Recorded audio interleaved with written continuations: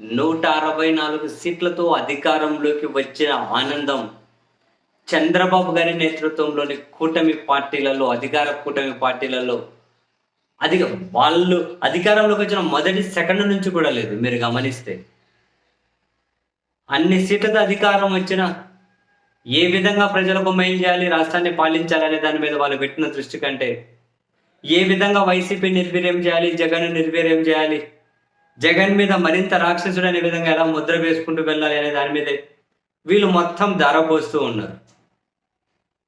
నోరు తెరిస్తే అదే, కూర్చున్న అదే, సమీక్షలైన అదే, మంత్రివర్గ సమావేశమైన అదే, పార్టీ సమావేశమైన అదే, అసెంబ్లీ అయినదే, అసెంబ్లీ స్పీకర్లైనా అదే, డిప్యూటీ స్పీకర్లైనా అదే, ఇంకొకరైనా మొత్తం అంతా కూడా ఏ విధంగా నిర్వీర్యం, వైసీపీని ఏ విధంగా నిర్వీర్యం, లేకపోతే మనందరం మునిగిపోతాం అని చెప్పి కూడా సీఎం గారే నేరుగా వ్యాఖ్యలు చేస్తూ ఉన్నారు. ఈ క్రమంలో మరి వైసీపీని ఎంతవరకు బలహీనం చేయగలుగుతారో అంత చేసే ప్రయత్నాలు చేయకుండా ఉంటారో ఖచ్చితంగా చేస్తారు. అందులో భాగంగానే కదా సీనియర్ నాయకులతో రాజీనామాలు చేస్తున్నారు, రాజ్యసభ ఎంపీలతో రాజీనామాలు చేస్తున్నారు, మంత్రులుగా పనిచేసిన వాళ్ళని వాళ్ళ పార్టీలో చేర్చుకుంటున్నారు.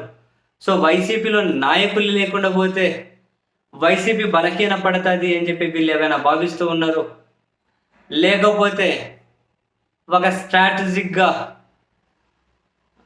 నాయకులు బయటకు వచ్చేస్తే జగన్ బలహీనం అవ్వడానికి ఇవి కొన్ని అంటే స్ట్రాటజిక్గా పనికొస్తాయని చెప్పి మన చంద్రబాబు గారు భావిస్తున్నారు తెలియదు. కానీ బట్ వైసీపీలోని ముఖ్య నేతల మీద అయితే ఒకవైపు బీజేపీ, మరోవైపు టీడీపీ, మరోవైపు జనసేన, ఈ కూటమి పార్టీలు అయితే కన్నేశాయి.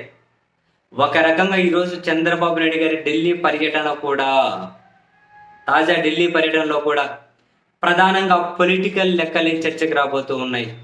No doubt in that, political చర్చలే.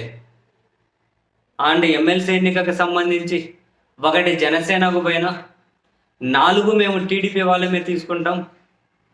So Vijayasai Reddy గారు రాజీనామాతో ఏర్పడిన రాజ్యసభ సీటు మీరు తీసుకోండి అని ఇప్పటికే ఒకైతే వాళ్ళ నిర్ణయానికి వచ్చినట్టున్నారు. ఇదే ప్రపోజల్ చంద్రబాబు గారు బీజేపీ పెద్దల దగ్గర పెట్టబోతున్నారు. రాష్ట్ర బీజేపీ వాళ్ళేమో ఒక ఎమ్మెల్సీ మాకు కావాలంటున్నారు.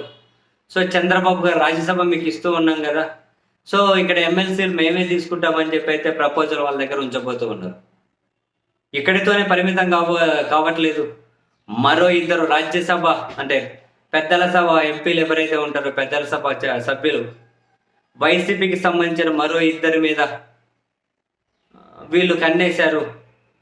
మరో 2 ఎప్పుడంటే అప్పుడు పార్టీ మారుతున్నామని చెప్పి అయితే వాళ్ళకి చెప్పారట. 2 బీజేపీ నేతలతో టచ్లో ఉన్నారట.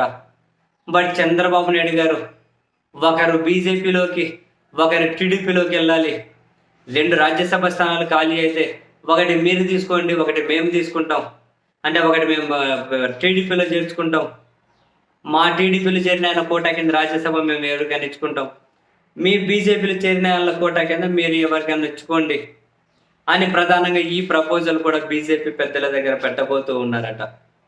సో ఒక రకంగా ముక్కుమ్మడిగా జాయింట్ ఆపరేషన్ ఏమో వైసీపీ పెద్దల మీద. కానీ బీజేపీ పెద్దలేమో 2 మాతోనే టచ్లో ఉన్నారు, మా పార్టీలో చేరుతారు, 2 రాజ్యసభ మాకే కావాలి. విజయసాయి రెడ్డి గారు రాజ్యసభతో పాటు మరో 2 ఎవరో వెళ్తున్నారట. సో అవి కూడా మాకే కావాలి అని. లేదు చెరొకటి పంచుకుందామని చంద్రబాబు గారు. ఫైనల్గా ఏమవుతుందో తెలియదు. బట్ చంద్రబాబు గారి ఢిల్లీ పర్యటన తర్వాత కొన్ని కీలక రాజకీయ పరిణామాలు, అది కూడా జగన్మోహన్ రెడ్డి గారి చుట్టూ కీలకం కాదు, కొన్ని సంచలనమైనటువంటి పరిణామాలు జరిగిన ఆశ్చర్యం లేదు. Note my words.